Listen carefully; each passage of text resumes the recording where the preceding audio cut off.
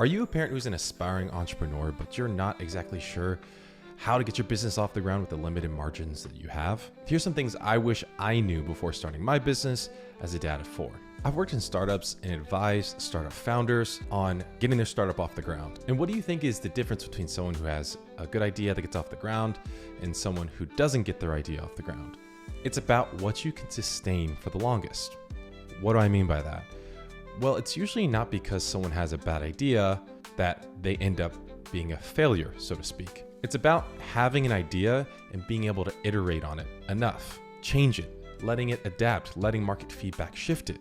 If you give up on it too early, you're not going to be able to eventually find that success, which could be right around the corner. So you have limited margin as a parent. That challenge then becomes your opportunity. Yes, you don't have to give up all your family time to get your business off the ground. Some days will require more time than others, and that's totally natural.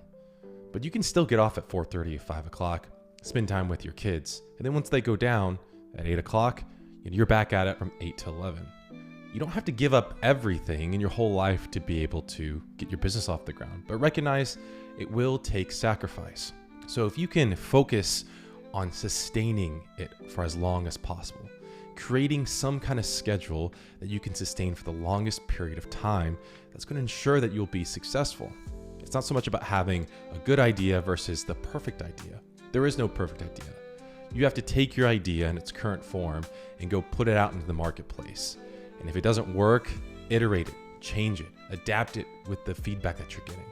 But if you start and then you finish and give up on it too early, you're not giving yourself the chance for the business and the idea to shift and move to market demands. There's a lot of assumptions that you have when launching a business. Your job is to challenge them.